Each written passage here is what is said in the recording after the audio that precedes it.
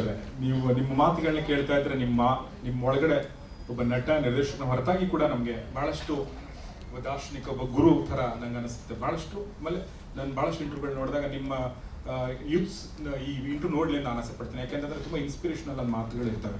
ನಿಮಗೆ ಇನ್ಸ್ಪೈರ್ ಮಾಡಿದವರು ಯಾರ ಲೈಫಲ್ಲಿ, ನಿಮ್ಮ ಬಾಲ್ಯದಲ್ಲಿ ಅಥವಾ ನಿಮ್ಮ ಯೌವನದಲ್ಲಿ ನಿಮ್ಮ ಹಿಂದೆ ನಿಂತವರು, ನಿಮ್ಮನ್ನು ಸಪೋರ್ಟ್ ಮಾಡಿದವರು ಯಾರಾದ್ರು, ನಿಮ್ಮನ್ನು ಪ್ರಭಾವಕ್ಕೆ ಒಳಪಡಿಸಿದವರು ಯಾರಾದ್ರೂ ಈ ಥರ? ಹೇಗೆ ದೊಡ್ಡ ಇನ್ಫ್ಲೂಯೆನ್ಸ್ ಆಗಿ ನಮ್ಮ ಎಲ್ರಿಗೂ ನಮ್ಮ ಅಪ್ಪ ಅಮ್ಮನೇ ಇನಿಷಿಯಲ್ ಇರೋದು. ನಮ್ಮ ಅಪ್ಪ ಅಮ್ಮ ಸಿಕ್ಕಾಪಟ್ಟೆ ಹಾರ್ಡ್ ವರ್ಕಿಂಗ್ ಅವರು ನಾನು ಸುಮ್ಮನೆ ಲೇಸಿಯಾಗಿ ಎಲ್ಲೋ ಸೋಫಾಲ್ ಮಲ್ಕೊಂಡು ಟಿ ವಿ ನೋಡೇ ಇಲ್ಲ. ನಾನು ಪ್ರತ್ಯಕ್ಷಣ ಏನೋ ಕೆಲಸ ಮಾಡ್ತಾನೆ ಇರೋರು ಅವರು.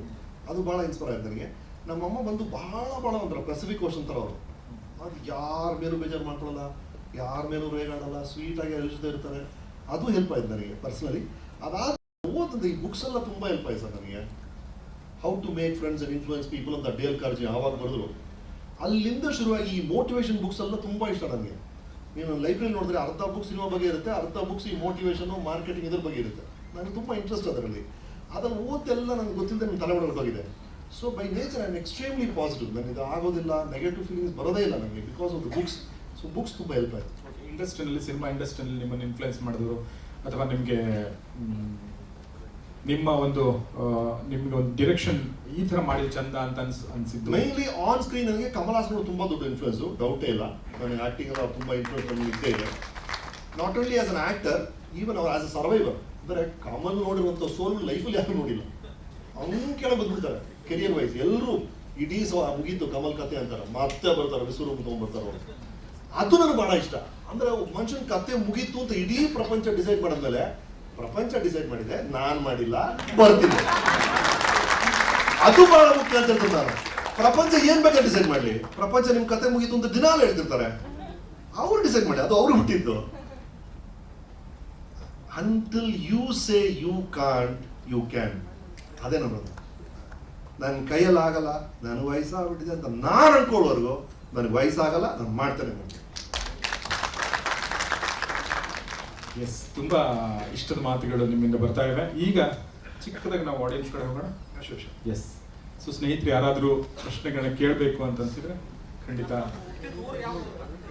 ರಮೇಶ್, ನಿಮ್ಮ ಒಂದು ಮೂಲ ನಿಮ್ಮ ಸರ್, ನಾನು ಹುಟ್ಟಿದ್ದು ಕುಂಭಕೋಣಂ ಅಂತ, ತಂಜಾವೂರು ಡಿಸ್ಟ್ರಿಕ್ಟು.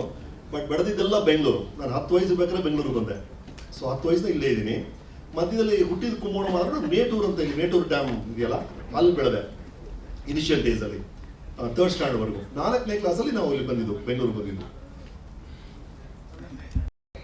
ಪರಭಾಷಾ ಚಿತ್ರಗಳು ನಮ್ಮ ಕನ್ನಡ ಚಿತ್ರಗಳಿಗೆ ಪೈಪೋಟಿ ಅತಿ ಹೆಚ್ಚು ಓಡ್ತವೆ. ಅದರಲ್ಲಿ ನಮ್ಮ ಕನ್ನಡದ ಚಿತ್ರಗಳು ಸೋಲ್ತವೆ ಅಂತ ನಮ್ಗೆ ಎಲ್ಲ ಒಂದು ಅನುಮಾನ ಇದೆ. ಅದಕ್ಕೆ ತಮ್ಮ ಉತ್ತರ ಏನು ಸರ್? ಖಂಡಿತವಾಗ್ಲೂ ಆ ಕಾಂಪಿಟೇಷನ್ ಕೂತಲಿ ಪ್ಲೀಸ್. ನೀವು ಹೇಳ್ತಿರೋದು ತುಂಬ ಕರೆಕ್ಟ್ ಕೂಡ. ಹೋರಾಡೋದು ಕಷ್ಟ ಆಗ್ತಿದೆ ನಿಜ. ಈಗ ಒಂದು ಚಿರಂಜೀವಿ ಸರ್ ಫಿಲ್ಮ್ ಬಂದಾಗ, ಬಾಲಕೃಷ್ಣ ಅವ್ರ ಫಿಲ್ಮ್ ಬಂದಾಗ ಅವರು ಥಿಯೇಟ್ರಲ್ಲಿ ಕೊಡಬೇಕಾಗುತ್ತೆ, ಆಗ ಥಿಯೇಟರ್ ನಾವು ಬಿಡಬೇಕು, ಅದೆಲ್ಲ ಆಗ್ತಾನೆ ಇರುತ್ತೆ. ಅದು ಆ ಕಾಂಪಿಟೇಷನ್ ಅದು ಬಿಸ್ನೆಸ್ ಅಲ್ಲಿ ಅದು ಇಂಟಿಗ್ರಲ್ ಪಾರ್ಟ್ ಆಗೋಗಿದೆ. ಒಳ್ಳೆ ಚಿತ್ರಗಳನ್ನ ಮಾಡೋ ಮೂಲಕ ಮಾತ್ರ ನಾವು ಇದನ್ನ ಗೆಲ್ಬೋದು ಅಷ್ಟೇ. ಬೇರೆ ಥರ ರೂಲ್ಸ್ ತಂದು ಅವ್ರಿಗೆ ಕೊಡಬಾರ್ದು, ಇವ್ರಿಗೆ ಕೊಡಬೇಕು, ನಮ್ಮ ಸ್ಕ್ರೀನ್ಸ್ ಜಾಸ್ತಿ ಕೊಡಿ ಅಂತ ಹೋರಾಡೋದಕ್ಕಿಂತ ಒಂದು ಅದ್ಭುತವಾದ ಚಿತ್ರ ಮಾಡಿ ಕನ್ನಡದಲ್ಲಿ ಜನ ಕ್ಯೂ ಅಲ್ಲಿ ನಿಂತಾರೆ. ಎಲ್ಲ families they want to go on weekends. ನೀವೆಲ್ಲ ಫ್ರೀ ಇರೋದು ಒಂದು ಶುಕ್ರವಾರದ ಕೊನೆ ಅಥವಾ ಶನಿವಾರ ಅಥವಾ ಭಾನುವಾರ. ನಮಗೇನಾಗ್ತದೆ, ಮಂಡೇ ಟ್ಯೂಸ್ಡೇ ವೆಡ್ನೆಸ್ಡೇ ಥರ್ಸ್ಡೇ ನಮ್ಮ ಆಡಿಯನ್ಸ್ ಇರೋದೇ ಫ್ಯಾಮಿಲಿ ಆಡಿಯನ್ಸು. ಎಲ್ರಿಗೂ ನೋಡಬೇಕು ಅಂತ ಆಸೆ ಇದೆ. ಬಟ್ ಅವರೆಲ್ಲ ಬರೀ ಫ್ರೈಡೇ ಸ್ಯಾಟರ್ಡೇ ಸಂಡೇ ಮಾತ್ರ ನುಗ್ತಿದ್ದಾರೆ ಥಿಯೇಟರ್ಗೆ. ಹಾಗಾಗಿ ಥಿಯೇಟರ್ ಅವ್ರು ಹೇಳ್ತಾರೆ, ಸರ್ ಏನು ಮಾಡಲಿ ಸರ್, ಮಂಡೇ ಟ್ಯೂಸ್ಡೇ ವೆಡ್ನೆಸ್ಡೇ ಯಾರು ಸರ್ ಬಾಡಿಗೆ ಕಟ್ತಾರೆ ಅಂತ ಕೇಳ್ತಾರೆ ನಮಗೆ. ನಮ್ಮ ಪ್ರಾಬ್ಲಮ್ ನಿಮ್ಗೆ ಅರ್ಥ ಆಗ್ತಿದ್ಯಾ? ಅಂದರೆ ಜನ ನೋಡಬೇಕು ಅಂತ ಆಸೆ ಇದೆ, ಬಟ್ ಅವ್ರು ನೋಡಬೇಕು ಅನ್ನೋ ಸಮಯ ಅದು ಹೆಂಗಾದ್ರು ಸ್ಪ್ರೆಡ್ ಆದರೆ ಬೈ ಎನಿ ಚಾನ್ಸ್. ಭಾಳ ಕಷ್ಟ ಇದೆ. ಎಲ್ಲರೂ ಬಿಸಿ ಇದ್ದೀರಾ, ಎಲ್ಲರೂ ಅವ್ರವ್ರ ಕೆಲಸದಲ್ಲಿ ಇದ್ದೀರಾ.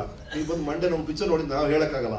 ಬಟ್ ಸ್ವಲ್ಪ ಸ್ಪ್ರೆಡ್ ಆದರೆ ಆ ವ್ಯೂಯಿಂಗ್ ಹ್ಯಾಬಿಟ್ ಇದೆಯಲ್ಲ, ಅದು ವಾರ ಇಡೀ ಜನ ನೋಡೋಕೆ ಶುರು ಮಾಡಿದ್ರೆ, ಅಟ್ಲೀಸ್ಟ್ ನಿಮ್ಮ ಕನ್ವೀನಿಯಂಟ್ ಟೈಮಲ್ಲಿ ಸ್ವಲ್ಪ ಪ್ರೆಷರ್ ವೀಕೆಂಡ್ಸಲ್ಲಿ ಕಮ್ಮಿ ಆದರೆ ಇನ್ನೂ ಹೆಚ್ಚಿಗೆ ಓಡೋ ಚಾನ್ಸಸ್ ಇದೆ. ಓಕೆ, ಇದು ಪೂರಕವಾಗಿ ಒಂದು ಮಾತು ಹೇಳ್ಬಿಡ್ತೀನಿ. ರಮೇಶ್ ಅರವಿಂದ್ ಸರ್ ಹೇಳಿದ್ರು, ನಮ್ಮ ಏನಂದ್ರೆ ನಾವು ಒಳ್ಳೆ ಚಿತ್ರಗಳು ಮಾಡೋ ಮೂಲಕ ಮಾತ್ರ ಇದಕ್ಕೆ ಫೈಟ್ ಕೊಡೋಕೆ ಸಾಧ್ಯ ಅನ್ನೋ. ಅದು ಆಲ್ರೆಡಿ ಆಗ್ತಾ ಇದೆ. ಅದಕ್ಕೆ ಎಕ್ಸಾಂಪಲ್ ನಾ ಕೊಡ್ತೀನಿ ನಿಮಗೆ. ನಮ್ಮ 2016 ತುಂಬಾ ದೊಡ್ಡ ಒಂದು ಬಾಹುಬಲಿ ಅನ್ನೋ ಚಿತ್ರ ಬಂತು. ಅದ್ರ ಪಕ್ಕದಲ್ಲಿ ರಂಗಿತರಂಗ ಅನ್ನೋ ಚಿತ್ರ ಬಂತು. ರಂಗಿತರಂಗ ಹಾಕ್ಬೇಕಾದ್ರೆ ಅವ್ರಿಗೆಲ್ಲರೂ ಹೇಳಿದ್ರು, ದಯವಿಟ್ಟು ಹಾಕ್ಬೇಡಿ, ನಿಮ್ ಸಿನಿಮಾ ಓಡಿಸ್ಕೊಂಡು ಹೋಗ್ಬಿಡುತ್ತೆ, ವರ್ಕೌಟ್ ಆಗಲ್ಲ ಅಂತ ಹೇಳಿ. ಬಾಹುಬಲಿ ತುಂಬಾ ದೊಡ್ಡ ಪ್ರಮಾಣದಲ್ಲಿ ಬಂದು, ದೊಡ್ಡ ಪ್ರಮಾಣದಲ್ಲಿ ಕ್ಲಿಕ್ ಆಯ್ತು, ಅಷ್ಟೇ ಬೇಗ ಹೋಯ್ತು. ರಂಗಿತರಂಗ ಹೋಗ್ತಾನೆ ಇತ್ತು. 1 ವರ್ಷ ಕಾಲ ಹೋಗಿದೆ. ಒಂದು ವರ್ಷ ಕಾಲ ಹೋಗಿದೆ. ಅದ್ರ ಜೊತೆಗೆ ಮೊನ್ನೆ 2-3 ವಾರಗಳ ಹಿಂದೆ 2 ತುಂಬಾ ದೊಡ್ಡ ಸಿನಿಮಾಗಳು ರಿಲೀಸ್ ಆಯ್ತು. ಒಂದು ಕೈದಿ ನಂಬರ್ 150, ಇನ್ನೊಂದು ಭೈರವ, ಇನ್ನೊಂದು ಸಿನಿಮಾ ರಿಲೀಸ್ ಆಯ್ತು. ಅದೇ ಪಕ್ಕದಲ್ಲಿ ಶ್ರೀಕಂಠ, ಪುಷ್ಪಕುಮಾರ ರಿಲೀಸ್ ಆಯ್ತು. ಆ ಸಿನಿಮಾಗಳು ಬಂದು ಹೋದ್ವು. ಈ ಶ್ರೀಕಂಠ, ಪುಷ್ಪಕುಮಾರ ಇನ್ನೂ ಹೋಗ್ತಾ ಇದೆ. ಸೊ ಅಂದ್ರೆ ಕನ್ನಡ ಸಿನಿಮಾ ಮೇಕರ್ಸ್ ಚೇಂಜ್ ಆಗ್ತಾ ಇದಾರೆ, ಕನ್ನಡ ಸಿನಿಮಾಗಳ ಕ್ವಾಲಿಟಿ ಚೇಂಜ್ ಆಗ್ತಾ ಇದೆ, ಕನ್ನಡ ಆಡಿಯನ್ಸ್ ಚೇಂಜ್ ಆಗ್ತಾ ಇದಾರೆ. ಹೊಸ ಪ್ರತಿಭೆಗಳನ್ನ ಯಾರೇ ಮಾಡಿರಲಿ, ಹೊಸದಿದೆ ಚೆನ್ನಾಗಿದೆ ಅಂತಂದ್ರೆ ಸಪೋರ್ಟ್ ಮಾಡುವಂತ ಆಡಿಯನ್ಸ್ ತುಂಬಾ ಜಾಸ್ತಿ ಆಗಿದ್ದಾರೆ. ಸೊ ಹೀಗಾಗಿ ನಾವು ತುಂಬಾ ತಲೆ ಕೆಡಿಸ್ಕೊಳ್ಳೋ ಅವಶ್ಯಕತೆ ಅದ್ರ ಬಗ್ಗೆ, ಅಂದ್ರೆ ಪರಭಾಷಾ ಚಿತ್ರಗಳ ಹಾವಳಿ ಬಗ್ಗೆ ಅಷ್ಟೊಂದು ತಲೆ ಕೆಡಿಸ್ಕೊಳ್ಳೋ ಅವಶ್ಯಕತೆ ಇಲ್ಲ ಅಂತ ನನಗೆ. ಅವ್ರು ಇದ್ದಾಗ್ಲೂ ಕೂಡ ಅದಕ್ಕಿಂತ ನಮ್ಮ ಚಿತ್ರ ಚೆನ್ನಾಗಿರ್ಬೇಕು ಅಂತ ಹೇಳ್ತಾರ ನಾನು. ಅದಿರೋದ್ ಬೇಡ ಅಂತ ಹೇಳ್ತೇನೆ ನಾನು. ಈ ಒಂದು ಗ್ಲೋಬಲ್ ಕಾಂಪಿಟೇಷನ್, ಎಲ್ಲಾ ಕಡೆ ಕಾಂಪಿಟೇಷನ್ ಇರಬೇಕಾದ್ರೆ ಅದು ಚಿತ್ರರಂಗದ ಇರಬಾರ್ದು, ಆ ಭಾಷೆ ಒಳಗೆ ಬರಬಾರ್ದು ನಾನಂತೂ ಹೇಳೋದಿಲ್ಲ. ಖಂಡಿತ ಅದು ಬರಲಿ, ಅದಕ್ಕಿಂತ ಒಳ್ಳೆ ಚಿತ್ರ ಮಾಡಿ ನಾವು ಗೆಲ್ಲಬೇಕು ಅಂತ ಹೇಳ್ತಾರೆ ನಾನು.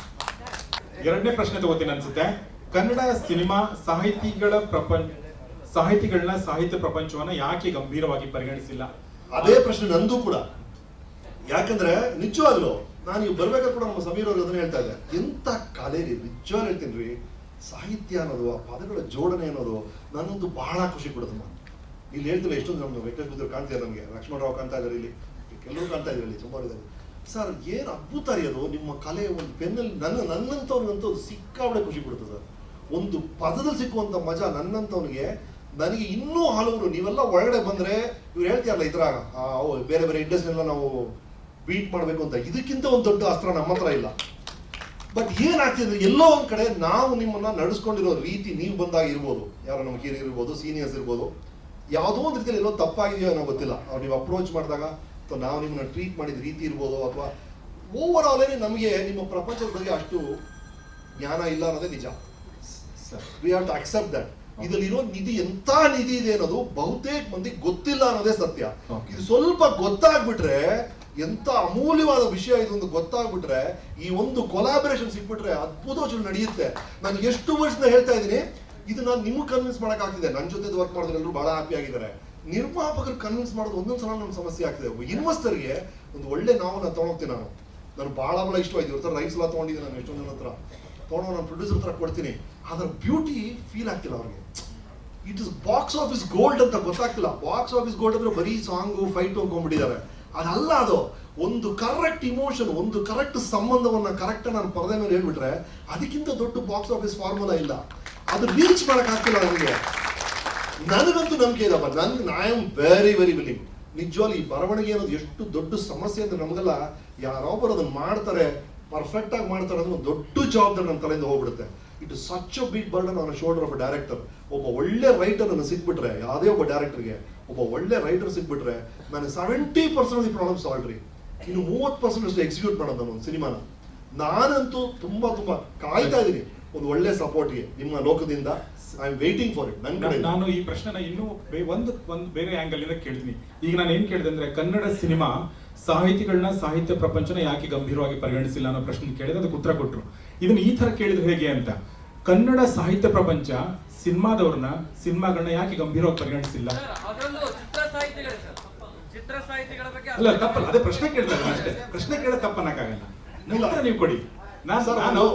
ಒಂದು ಅದ್ಭುತವಾದ ಲವ್ ಸ್ಟೋರಿ ಒಂದು ಚಾನ್ಸ್ ಇದೆ ಇಲ್ಲಿ ನಮ್ಮಿಬ್ಬರ ಮಧ್ಯೆ, ಚಿತ್ರರಂಗ ಮತ್ತು ಸಾಹಿತ್ಯ ಲೋಕದ ಮಧ್ಯೆ ಒಂದು ಅದ್ಭುತವಾದ ಲವ್ ಸ್ಟೋರಿ. ಆ ಲವ್ ಟ್ರಯಾಂಗಲ್ ಕಂಪ್ಲೀಟ್ ಆಗ್ಬೇಕು. ಪ್ರೊಡ್ಯೂಸರ್ ಥರ್ಡ್ ಆಂಗಲ್ ಇದೆಯಲ್ಲ, ಅದೊಂದು ಸಿಕ್ಬೇಕು ನಮ್ಗೆ ಅಷ್ಟೇ. ಒಂದು ಅದ್ಭುತವಾದ ಲವ್ ಸ್ಟೋರಿ ಪಾಸಿಬಿಲಿಟಿ ಇದೆ ಇದು. ನನಗಂತೂ ಬಹಳ ಖುಷಿ ಆಗುತ್ತಮ್ಮ, ನಿಜ ಹೇಳ್ತೇನೆ. ನನಗೊಂದು 2 ಲೈನ್ ಯಾರೋ ಅದ್ಭುತವಾಗಿ ಬಂದ್ಬಿಟ್ರೆ, ಯಾವುದೋ ಒಂದು ಸಾಹಿತ್ಯ ರೇಡಿಯೋಲ್ಲಿ ಕೇಳಿಸ್ಬಿಟ್ರೆ, ಜಯಂತಿ ಒಂದು ಹಾಡು ಕೇಳುತ್ತೆ, ನನಗೆ ಇಮಿಡಿಯೇಟ್ ಆಗಿ ಫೋನ್ ಮಾಡಿ ಜಯಂತಿ ಹೇಳಲೇಬೇಕು, ಏನು ಅದ್ಭುತ ಇದೆ ಈ ಪದ, ಏನು ಮಜಾ ಸಿಗುತ್ತೆ ನನಗೆ ಈ ಪದದಲ್ಲಿ ಅಂತ ನಾನು ಹೇಳಲೇಬೇಕು. ಆತರ ಒಂದು ಸಿಂಗಲ್ ಫಾರ್ಮೇಶನ್, ಒಂದು ಬ್ಯೂಟಿಫುಲ್ ಸೆಂಟೆನ್ಸ್ ಇಟ್ಬಿಟ್ರೆ ಖುಷಿ ಆಗುತ್ತೆ ನಮ್ಮಂತವ್ರಿಗೆಲ್ಲ. ಆತರ ನಾವು ಜಾಯ್ನ್ ಆದ್ರೆ ಐ ವುಡ್ ಲವ್ ಇಟ್. ನಾನಂತ ಮೀಟಿಂಗ್ ನನ್ನ ಮಕ್ಕಳ ಚಲನಚಿತ್ರಗಳ ಬಗ್ಗೆ ತಮ್ಮ ಕನಸುಗಳೇನು? ಫ್ಯಾಂಟಾಸ್ಟಿಕ್. ನಾನು ಬರಬೇಕಾದ್ರೆ ಮಕ್ಕಳ ಚಲನಚಿತ್ರ ಮಾತ್ರ ಅಲ್ಲ, ಮಕ್ಕಳ ಪುಸ್ತಕಗಳೇ ಕಮ್ಮಿ ಆಗ್ತಿದೆ ಅಂತೆ ಕನ್ನಡ ಲೋಕದಲ್ಲಿ. ಹೌದು ಸರ್, ಟ್ರಾಜಿಡಿ. ಅದಕ್ಕಿಂತ ಟ್ರಾಜಿಡಿ ಏನಿದೆ, ನಾನು ಸಮೀರ್ ಅವರು ಅದನ್ನ ಹೇಳ್ತಾ ಇದ್ದೆ, ಚಿಲ್ಡ್ರನ್ಸ್ ಬುಕ್ಸ್ ಅಲ್ಲಿ ನಮ್ಗೆ ಇರುವಂತ ನಾವು ಸಿನಿಮಾಗೆಲ್ಲ ಬರಕ್ಕೆಲ್ಲ ಕಾರಣ ಏನು ಅಂದ್ರೆ, ನಾವು ಓದಂತ ಅಮರ್ ಚಿತ್ರಕಥಾ, ಆ ಕಾಲದಲ್ಲಿ ನಾವು ಓದಂತ ಫ್ಯಾಂಟಮು, ಟಾರ್ಜಾನು, ಅದರ ಮೂಲಕನೇ ಈ ಕಥೆಯನ್ನು ಪ್ರಪಂಚ ನಮ್ಗೆಲ್ಲ ಪರಿಚಯ ಆಗಿದ್ದು. ಹಾಗಾಗಿ ಆ ವಯಸ್ಸಲ್ಲಿ, ಆ ಮಕ್ಕಳ ವಯಸ್ಸಲ್ಲಿ, ಬೆಳೆಯೋ ವಯಸ್ಸಲ್ಲಿ ಅದ್ಭುತವಾದ ಸಾಹಿತ್ಯ, ಅದ್ಭುತವಾದ ಕಥೆಗಳು, ಈ ಪ್ರಪಂಚ ಅವ್ರಿಗೆ ಪರಿಚಯ ಆಗ್ಲೇಬೇಕು. ನನಗಂತೂ ಬಹಳ ಇಂಟ್ರೆಸ್ಟ್ ಇದೆ. Kannada is not properly made use in films ಅಂತ. ನಿಮ್ಮ ಸಿನಿಮಾದಲ್ಲಿ ಒಂದಾಗಿದೆ, ಬಟ್ ಆದ್ರೂ ಕೂಡ ಬಹಳಷ್ಟು ಸಲ ನಮ್ಮ ಧಾರವಾಡ ಭಾಷೆನ ನಾವು ಕಾಮಿಡಿ ಅಥವಾ ಇಲ್ಲನ್ನು ಕೊಟ್ಬಿಡ್ತೀವಿ, ಮಂಗಳೂರು ಭಾಷೆನ ಕಾಮಿಡಿ ಕೊಟ್ಬಿಡ್ತೀವಿ. ಆ ಥರ ಭಾಳ ಸಲ ಆಗಿರುತ್ತೆ. ಒಂದು proper mainstream hero I love you ಅಂತ ಹೇಳ, ನಾನು ನಿಂಗೆ ಭಾಳ ಇಷ್ಟಪಡ್ತೀನಿ ಅಂತ ಹೇಳೋದೇ ಇಲ್ಲ ಅವನು, ನಾನು ನಿನ್ನ ಪ್ರೀತಿಸುತ್ತೇನೆ ಅಂತಾನೆ ಹೇಳ್ತಾನೆ. ಅಂದ್ರೆ ನಮ್ಮ ಈ ಭಾಷೆ ಪ್ರಾಪರ್ ಯೂಸ್ ಆಗಿಲ್ಲ ಅನ್ನೋದೊಂದು ಗಣೇಶ್. ಇತ್ತೀಚೆಗೆ ಅದು ಕಮ್ಮಿ ಆಗ್ತಿದೆ. ಪ್ರಾಬ್ಲಮ್ ಒಂದು 10 ವರ್ಷದಿಂದ ಈ ಕಂಪ್ಲೇಂಟ್ ಇತ್ತೇನೋ. ಇತ್ತೀಚೆಗೆ ಎಷ್ಟೊಂದು ಫಿಲ್ಮ್ಸ್ ಅಲ್ಲಿ ಕ್ಯಾರೆಕ್ಟರ್ಸ್ ಎಲ್ಲ ಉತ್ತರ ಕನ್ನಡದ ಕ್ಯಾರೆಕ್ಟರ್ಸ್ ಬರ್ತಾ ಇದೆ. ಬಟ್ ನೀವ್ ಹೇಳತ್ರ ಅದೊಬ್ಬ ನಾಯಕ ಅಥವಾ ನಾಯಕಿ ಆದಾಗ ಅದ್ರ ಮಜಾನೇ ಬೇರೆ. ಇಡೀ ಅಂದ್ರೆ ತುಂಬಾ ಗಂಭೀರವಾಗಿರ್ಬೇಕು ಪಾತ್ರ. ಅದು ಬರೀ ಕಾಮಿಡಿ ಯೂಸ್ ಮಾಡದೆ ಒಂದು ಗಂಭೀರವಾದ ವಿಷಯವನ್ನ ಈ ಭಾಷೆಗೆ ಬಂದಾಗ ಆ ಸೊಗಡೆ ಬೇರೆ. ಅದು ಖಂಡಿತ ಆಗ್ಬೇಕು. ಅದು ಆ ಭಾಷೆಗೆ ಗೊತ್ತಿರುವಂತ ನಿರ್ದೇಶಕರು, ನಿರ್ಮಾಪಕರು ಮನಸ್ಸು ಮಾಡಿದ್ರೆ ಸರ್ ಖಂಡಿತವಾಗ್ಲೂ ಕನ್ನಡದ ಮೂಲೆಯಲ್ಲೂ ಜನ ಅದನ್ನ ನೋಡ್ತಾರೆ. ಇವ್ರೊಂದು ತಪ್ಪು ಕಲ್ಪನೆ ಇದೆ. ಅಂದ್ರೆ ಮೈಸೂರು ಭಾಷೆ ಮಾತ್ರ ಎಲ್ಲಾ ಕಡೆ ನೋಡ್ತಾರೆ ಸರ್, ಈ ಭಾಷೆನ ಆ ಕಡೆ ಎಂಜಾಯ್ ಮಾಡೋಣ ಅಂತ ಹೇಳ್ತಿದ್ದಾರೆ. ಆ ವಾದ ಅಂತೂ ಸುಳ್ಳು ನನ್ನ ಪ್ರಕಾರ. ಯಾಕಂದ್ರೆ ನಾವು ಕೊರಿಯನ್ ಫಿಲ್ಮ್, ಸ್ಪ್ಯಾನಿಷ್ ಫಿಲ್ಮ್ ಎಲ್ಲ ನೋಡ್ತೀವಿ ಪಿಕ್ಚರ್ ಚೆನ್ನಾಗಿದ್ರೆ, ನಮ್ಮ ಭಾಷೆ ಫಿಲ್ಮ್ ನೋಡಲ್ವಾ ನಾವು? ಆಗ ಅದು ಸುಳ್ಳು, ಅದನ್ನ ನಂಬೋದಿಲ್ಲ. ಕತೆ ಗಟ್ಟಿಯಾಗಿದ್ರೆ, ಆ ಪಾತ್ರ ಪೋಷಣೆ ಎಲ್ಲ ಗಟ್ಟಿಯಾಗಿದ್ರೆ, ಆ ಭಾಷೆ ನಿಮ್ದಾಗಿದ್ರೆ ಅದರ ಮಜಾನೇ ಬೇರೆ. ಅದು ಆಗ್ಬೇಕು ಅಷ್ಟೇ ಖಂಡಿತ. ಡೈರೆಕ್ಷನ್ ಮಾಡಿದ್ದೀರಾ, ಎಕ್ಸಾಂಪಲ್ ಕಮಲ್ ಹಾಸನ್ ಅವ್ರು ನಿಮ್ಗಿಂತ ದೊಡ್ಡವರು ಇರ್ಬೋದು. ನೀವು ಡೈರೆಕ್ಷನ್ ಮಾಡುವಾಗ ಡೈರೆಕ್ಷನ್ ನೀವು ಅವ್ರಿಗಿಂತ ದೊಡ್ಡವರು, ನೀವು ಡೈರೆಕ್ಷನ್ ಅವ್ರಿಗಿಂತ ದೊಡ್ಡವರು ಆಕ್ಟಿಂಗ್ ಮಾಡ್ತೀರಾ, ಚಿಕ್ಕವ್ರು ಆಕ್ಟಿಂಗ್ ಮಾಡ್ತೀರಾ? Very good. ನೋಡಿ, ಈ ತರದ್ದು ಬಹಳ ಡೆಲಿಕೇಟ್ ಕ್ವಶನ್ ಅದು. ಇದು ಏನಾಗುತ್ತೆ, ಕಮಲ್ ತರ ಒಬ್ಬ ಆಕ್ಟರ್ನ ನೀವು ಡೈರೆಕ್ಟ್ ಮಾಡ್ಬೇಕಾದ್ರೆ ಒಬ್ಬ ಡೈರೆಕ್ಟರ್ ಆಗಿ, ಅಂದ್ರೆ ಆಲ್ರೆಡಿ ಕಮಲ್ ಎಲ್ಲ ಗೊತ್ತಿದೆ, ಕಮಲ್ ಅಂತ ಆಕ್ಟರ್ ಏನು ಹೇಳ್ಕೊಡ್ಬೇಕಾಗಿಲ್ಲ. ಬಟ್ ನೀವು ಡೈರೆಕ್ಟರ್ ಆಗಿ ಒಂದು ಚೇರ್ ಕೂತಾಗ ನಿಮ್ಗೊಂದು ಕಲ್ಪನೆ ಇರುತ್ತೆ, ಈ ಸೀನ್ ಈ ತರ ಬರ್ಬೇಕು ಅಂತ. ಆ ಆಕ್ಟರ್ ಅದನ್ನ ಬಹುತೇಕ 90% ಮಾಡ್ಬಿಡ್ತಾರೆ. ಕಮಲ್ ಡೆಫ್ರೆಂಟ್ ಮಾಡ್ಬಿಡ್ತಾರೆ. ಏನಾದ್ರೂ ನಿಮ್ಗೆ ಐಡಿಯಾ ಬಂತು ಅಂದ್ರೆ ಸ್ವಲ್ಪ ಇಂಟೆಲಿಜೆಂಟ್ ಆಗಿ ಹ್ಯಾಂಡಲ್ ಮಾಡ್ಬೇಕು ನಾವು. ಅಂದ್ರೆ ಅವ್ರು ಈಗೋ ಹರ್ಟ್ ಮಾಡಬಾರ್ದು. ನಾನೇನು ಚೆನ್ನಾಗಿ ನೆನಪಿದೆ, ರಾಮಶ್ಯಾಮ ಬಾಮಲ್ಲಿ ಒಂದು ಸೀನು ಅಂದ್ರೆ ಹಿಂಗ್ ಬರ್ತಿರ್ತಾರೆ ಕಮಲ್, ಎದುರುಗಡೆ ಒಂದು ಕನ್ನಡಿ ಇರುತ್ತೆ, ನೀವು ನೋಡಿದ್ರಲ್ವ? ಅದು ನೋಡಿ ಮತ್ತೆ ರಾಮಶ್ಯಾಮ ಸೀನ್ ಬಂದಾಗ ನೋಡಿ, ಅದ್ರಲ್ಲಿ ಕಮಲ್ ಬಂದು ನೋಡ್ತಾರೆ, ಹೇ ಶ್ಯಾಮ ನೀನೇನು ಅಂತ ಹೇಳತ್ರ, ಎದುರುಗಡೆ ಮಿರರ್ ಇದೆ. ಅವ್ರು ಏನ್ ಮಾಡ್ಬಿಟ್ಟು ರಿಹರ್ಸಲ್ ಬಂದ್ಬಿಟ್ಟು ಏ ಶ್ಯಾಮ ಅಂದ್ರು. ನನಗೆ ಒಂದ್ಸಲ ಮಿರರ್ ನಾನು ನೋಡ್ಬಿಟ್ಟು ಶ್ಯಾಮ ಅಂದ್ರೆ ಚೆನ್ನಾಗಿರುತ್ತೆ ಅಂತ ನನಗೆ. ಬಟ್ ಕಮಲ್ಗೆ ಹೆಂಗ್ ಹೇಳೋದು, ಅಷ್ಟೊಂದು ಅದ್ಭುತವಾದ ನಟ. ಸೊ ನಾನು ಹೇಳಿದೆ, ಸರ್ ನೀವು ಹೋದ ರಿಹರ್ಸಲ್ ಮಾಡಿದಿಲ್ಲ ಸರ್, ತುಂಬಾ ಚೆನ್ನಾಗಿತ್ತು ಸರ್, ನೀವು ಕನ್ನಡ ನೋಡಿ ಮಾಡ್ತೀನಿ ಚೆನ್ನಾಗಿತ್ತು ಸರ್ ಅಂತ. ಹೋದ ರಿಹರ್ಸಲ್ ಮಾಡಿದ ನಾನು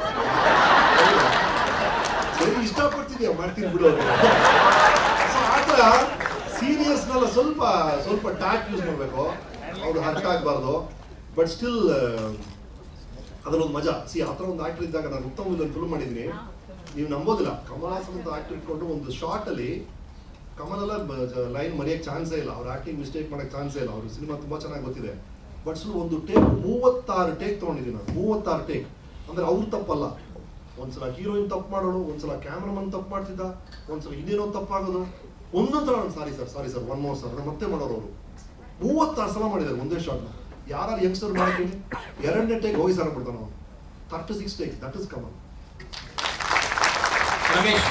ಒಂದು ಲೆವೆಲ್ ಮಾಡ್ಬೋದು ಸರ್. ನಾನು ಮಾಡಿದ್ದೀನಿ, ಟ್ರೈ ಮಾಡಿದ್ದೀನಿ ಆಕ್ಚುಲಿ 2-3 ಸಲ ಆ ಥರ ಟ್ರೈ ಮಾಡಿದ್ರೆ. ನನಗೇನೋ ಆ ನಿರ್ಮಾಪಕರ ಪೋಸ್ಟ್ ನನಗೆ ಲಾಭ ತಂದ್ಕೊಡ್ಲಿಲ್ಲ. ನಾನು 2 ಸಲ ಟ್ರೈ ಮಾಡದೇ ಇದೆ. ಒಂದು ಹೊಸ ಯೂನಿಟ್ನ ಇಟ್ಕೊಂಡು ಕ್ರೇಜಿ ಕುಟುಂಬ ನಾನೇ ಮಾಡಿದ್ದೆ, ನಮ್ಮಣ್ಣ ನಾನೇ ಟ್ರೈ ಮಾಡಿದೆ. ಅದೆಲ್ಲ ಟ್ರೈ ಮಾಡಿದಾಗ ಅದೊಂದು ಬೇರೆ ಮೆಂಟಾಲಿಟಿ ಬೇಕು, ಪ್ರೊಡಕ್ಷನ್ ಅನ್ನೋ ಕೆಪಾಸಿಟಿನೇ ಬೇರೆ, ಅದೊಂದು ಬಿಸ್ನೆಸ್ ಮೈಂಡ್ ನನಗೆ ಇಲ್ಲ ಅನ್ಸ್ಬಿಟ್ಟು ನನಗೆ. ಹಾಗೆ ನಾನು ಆ ಕಡೆ ಹೋಗಲಿಲ್ಲ. ಬಟ್ ಪ್ರಯತ್ನ ಪಟ್ಟೆ ಒಂದ್ಸಲ, ನಾನು ಸರಿ ವರ್ಕೌಟ್ ಆಗಿದೆ. ಎಲ್ಲ ಕಾಂಬಿನೇಷನ್ ಅಲ್ಲಿ ಸರಿ ಮಾಡಬಹುದು ಅಲ್ಲ, ಅದು ಏನಂದ್ರೆ ಈ ಟೇಸ್ಟ್ ಅಂತಿದೆಯಲ್ಲ ಸರ್, ನಮ್ಮ ಟೇಸ್ಟು, ನಿಮ್ಮ ಟೇಸ್ಟು, ಪ್ರೊಡ್ಯೂಸರ್ ಟೇಸ್ಟ್ ಎಲ್ಲ ಮ್ಯಾಚ್ ಆಗಬೇಕು. ಟೇಸ್ಟ್ ಮ್ಯಾಚ್ ಆಗಬೇಕು, ದುಡ್ಡು ವಿಷಯ ಅಲ್ಲ ಅದು. ಟೇಸ್ಟ್ ಮ್ಯಾಚ್ ಆಗ್ಬಿಟ್ರೆ ಆಮೇಲೆ ಎಲ್ಲ ಸಾರ್ಟ್ ಔಟ್ ಆಗುತ್ತೆ. ನಮಸ್ತೆ ಸರ್.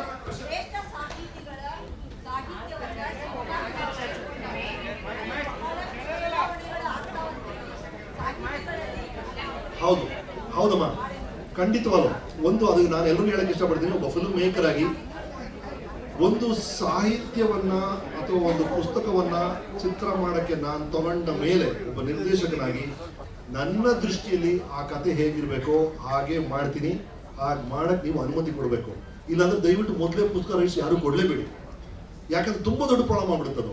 ಒಬ್ಬ ಡೈರೆಕ್ಟರ್ ಆಗಿ ನನ್ನ ದೃಷ್ಟಿಯಲ್ಲಿ ಈ ಕತೆ ಹೇಗೆ ಬರಬೇಕು ಅಂತ ಆಸೆ ಪಡ್ತೀನೋ, ಅಥವಾ ನನ್ನ ಕೆಪಾಸಿಟಿ ಪ್ರಕಾರ ಹೇಗೆ ಮಾಡಬಲ್ಲೆ ನನಗನ್ಸುತ್ತೋ ಆ ಕೆಪಾಸಿಟಿ ನಾನು ಮಾಡಬಲ್ಲೆ. ಅದು ಎಷ್ಟೊಂದು ಸಮಯ ಈ ಪುಸ್ತಕ ತರ ಈ ಚಿತ್ರ ಇಲ್ಲ, ಪುಸ್ತಕ ಚೆನ್ನಾಗಿತ್ತು ಅಂತ ಜನ ಹೇಳೋ ಕಾರಣನೇ ಅದು. ಒಂದು ಪುಸ್ತಕ ಓದಿದಾಗ ಒಬ್ಬೊಬ್ರ ಮೈಂಡಲ್ಲಿ ಒಂದೊಂದು ತರ ಚಿತ್ರ ಇರುತ್ತೆ. ಬಟ್ ಡೈರೆಕ್ಟರ್ ಮೈಂಡಲ್ಲಿ ಹೇಗಿತ್ತೋ ಆ ಚಿತ್ರವಾಗಿ ಅದು ಬರುತ್ತೆ. ಹಾಗಾಗಿ ನೀವು ಕಲ್ಪಿಸ್ಕೊಂಡಿದ್ದ ಪ್ರಪಂಚನೇ ಬೇರೆ, ನೀವು ಕಲ್ಪಿಸ್ಕೊಂಡಿದ್ದ ಕಥೆನೇ ಬೇರೆ, ಆ ಡೈರೆಕ್ಟರ್ ತೋರಿಸಿದ ಕಥೆನೇ ಬೇರೆ. ಆಗ ನಿಮ್ಗೆ ಅದು ಇಷ್ಟ ಆಗೋದಿಲ್ಲ. ಹಾಗಾಗಿ ಡೆಫಿನೆಟ್ ಆಗಿ once the director takes the rights, it unfortunately the entire rights belongs to him. ಅದೇನ್ ಮಾಡೋದು? Okay, ಈಗ ಒಂದು ಸಾಮಾಜಿಕ ಸಮಸ್ಯೆ ಬದಲಾವಣೆ ಮಾಡ್ಬೇಕು ಅಂತ ಯಾರು ಮಾಡಲ್ಲಮ್ಮ. ಅವ್ರ ದೃಷ್ಟಿಯಲ್ಲಿ ಇದು ಚಿತ್ರಕ್ಕೆ ಅಗತ್ಯ, ಇದು ಚಿತ್ರಕ್ಕೆ ಅಗತ್ಯ ಇಲ್ಲ ಅಂತ ಅವ್ರಿಗೆ ಏನ್ ಅನ್ಸುತ್ತೋ ಒಬ್ಬ ಡೈರೆಕ್ಟರ್ ಅಂತ ಕೂಸಿದ್ಮೇಲೆ ಅದಕ್ಕೆ ನಾವು ಮನ್ನಣೆ ಕೊಡ್ಲೇಬೇಕಾಗುತ್ತೆ. ಆ ಸಿಸ್ಟಮ್ ರನ್ ಮಾಡೋದೇ ಆತರ. ಅದಕ್ಕೆ ದಯವಿಟ್ಟು ನೀವು ರೈಟ್ಸ್ ಕೊಟ್ಟಾಗ ಅದಕ್ಕೆ ಪ್ರಿಪೇರ್ ಆಗ್ಬಿಡಿ.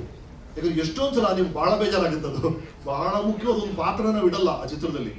ನೀವು ಬಹಳ ಇಷ್ಟವಾಗಿರುತ್ತೆ ಆ ಪಾತ್ರ, ಬಟ್ ಆ ಡೈರೆಕ್ಟರ್ಗೆ ಅದು ಬೇಕಾಗಿಲ್ಲ ಅಂತ ಅನ್ನಿಸ್ಬೋದು. ಅದು ವೆರಿ ವೆರಿ ಡೆಲಿಕೇಟ್ ಅದು. ಸರ್, ಸಾಮಾಜಿಕ ನಾಗರಾವ್ ಸಮಸ್ಯೆಯನ್ನ ಹೌದು. ಪ್ರತಿಬಿಂಬಿಸ್ತಕ್ಕಂತಹ ಸಾಮಾಜಿಕ ಸಮಸ್ಯೆಯನ್ನ ಪ್ರತಿಬಿಂಬಿಸ್ತಕ್ಕಂತಹ ಹರಗಿಡಿ ಅಂತ ಸಿನಿಮಾವನ್ನ ನಿರ್ದೇಶಕ ರಮೇಶ್ ರವರಿಂದ ನಾನು ಒಬ್ಳು ಹೆಣ್ಮಗಳಾಗಿ ನಿರೀಕ್ಷೆ ಮಾಡ್ತೀನಿ. ಎಸ್ ಖಂಡಿತ ನಿರೀಕ್ಷೆ ಮಾಡಿ. ಆದಷ್ಟು ಬೇಗ ನಿರೀಕ್ಷೆ ನಾವು ನಿಜ ಮಾಡ್ತೀವಿ. ಈಗ ಕೊನೆಯ ಪ್ರಶ್ನೆ. ಸರ್ ಒಂದ್ ನಿಮಿಷ ಸರ್. ಈಗ ತಾವೊಬ್ಬ ಕಲಾವಿದರಾಗಿ ಹಲವಾರು ಪಾತ್ರಗಳನ್ನು ಮಾಡ್ತಾ ಇರ್ತೀರಿ. ಆ ಪಾತ್ರದೊಳಗೆ ನೀವು ಪ್ರಕಾಯ ಪ್ರವೇಶ ಮಾಡಿ ಅವನ್ನ ನಮಗೆಲ್ಲ ಮನೋರಂಜನೆ ನೀಡ್ತೀರಿ, ಮತ್ತೆ ಅದರಲ್ಲಿ ನಮಗೂ ಕೂಡ ಭಾವನಾತ್ಮಕವಾಗಿ ಪಾಲ್ಗೊಳ್ಳೋಕೆ ಮಾಡ್ತೀರಿ. ಚಿತ್ರ ಮುಗಿದ ಮೇಲೇನು ಕೂಡ ಒಬ್ಬ ಕಲಾವಿದನಿಗೆ ಆ ಪಾತ್ರಗಳು ಕಾಡ್ತಾ ಇರ್ತಾವ, ಅಥವಾ ಅದರಿಂದ ಹೇಗೆ ಹೊರಗೆ ಬರ್ತೀರಿ ನಾರ್ಮಲ್ ಜೀವನಕ್ಕೆ? ನನಗಷ್ಟು ಕಾಣೋದಿಲ್ಲ. ಒಂದೇ ಒಂದು ಅಮೃತವರ್ಷಿಣಿ ಪಾತ್ರ ಮಾಡಿದಾಗ ಮಾತ್ರ ಅದು ಒಂದೇ ಒಂದು ಸೀನು. ಶರತ್ ಬಾಬು ಅವ್ರನ್ನ ಕೊಲೆ ಮಾಡ್ಬಿಟ್ಟು ವಾಪಸ್ ಬಂದು ಸುಹಾಸಿನಿ ಅವ್ರಿಗೆ ನಿಜ ಹೇಳ್ಬೇಕು, ನಾನು ಆ ಸೀನ್ ಮಾಡಿದ್ರು ಒಂದು 20-25 ನಿಮಿಷ ನಾನು ನಾರ್ಮಲ್ ರಮೇಶ್ ಬರಕ್ ಆಗ್ಲಿಲ್ಲ. ನನಗೆ ವಾಪಸ್ ನನ್ಗೆ ಬರಕೆ ಆಗ್ತಾನೆ ಆ ರೋಲ್ ಬಿಟ್ಟು. ಕಣ್ಣೆಲ್ಲ ಉರಿತಾ ಇದೆ, ತಲೆಯೆಲ್ಲ ನೋವ್ತಾ ಇದೆ. ನಾರ್ಮಲ್ ನಾನು ಹೊರಗಡೆ ಬಂದು ಮಾತಾಡಕ್ ಆಗ್ತಿಲ್ಲ, ಯಾರ ಜೊತೆ ಮಾತಾಡಕ್ ಇಷ್ಟ ಆಗ್ತಿಲ್ಲ, ಒಂಟಿಯಾಗಿರಕ್ ಆಸೆ ಪಡ್ತಾ ಇದೀನಿ. ಆ ಕಾರ್ಯಕ್ರಮದಿಂದ ಹೊರ ಬರಕ್ ನಿಜ ಒಂದು ಹಾಫ್ ಅವರ್ ಆಯ್ತು ಆ ಸೀನಿಂದ, ಆ ಒಂದು ಸೀನಿಂದ. ಅದರ್ವೈಸ್ ಬೇರೆ ಯಾವ್ದು ನನಗೆ ಆ ಥರ ಎಲ್ಲ ಕಾಡಿಲ್ಲ. ಒಂದೇ ಒಂದ್ಸಲ ನನಗೆ ಆಗಿದೆ ಅಷ್ಟೇ.